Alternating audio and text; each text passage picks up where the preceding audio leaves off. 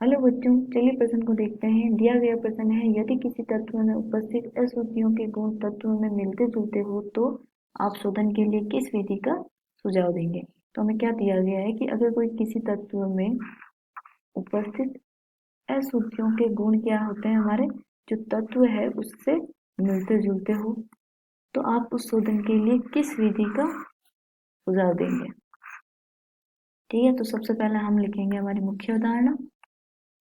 मुख्य उदाहरण तो हो जाएगी धातु शोधन या परिष्करण। ठीक है, तो धातु शोधन में हमारी एक आती है अभिक्रिया में विधि में वर्ण लेखिका विधि। अब आते हैं हमारे पास क्वेश्चन में। क्वेश्चन क्या दिया है कि तत्व में उपस्थित अशुद्धियों के गुण तत्व से मिलते जुलते हो, तो उस शोधन के लिए आप किस विधि का सुझाव देंगे। तो हमारी जो वर्ण लेखिका विधि होती है, ये विधि उन तत्वों के लिए प्रयुक्त की जाती है जिनकी तत्व कम मात्रा में उपस्थित हो और अशुद्धियों के गुण तत्व से मिलते जुलते हो। क्योंकि हमारी जो वर्ण लेखिका होती है वो क्या होती है, अधिशोषण पे आधारित है। तो हमारे हर तत्व का क्या होता है, अधिशोषण क्षमता अलग अलग होती है।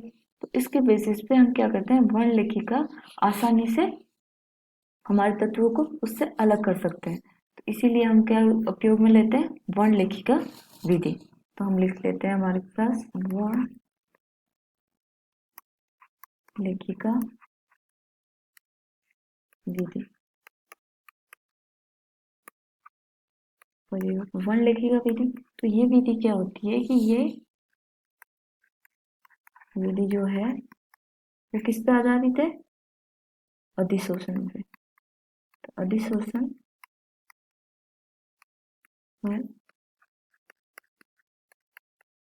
आधारित है। तो ये क्या करता है कि हर तत्व के अलग अलग अधिशोषण क्षमता होती है। तो उसके बेसिस पे हम क्या करते हैं, वो तत्व हमारे अधिशोषण के आधार पे उसको पृथक कर सकते हैं। तो ये वाले जो है हमारी सामान्यतः का उपयोग उन तत्व को पृथक करने में किया जाता है जिसकी मात्रा कम हो और अशुद्धियों के गुण तत्व से मिलते जुलते हो। तो उसमें हम क्या करते हैं, वर्ण लेखिका विधि का प्रयोग करते हैं।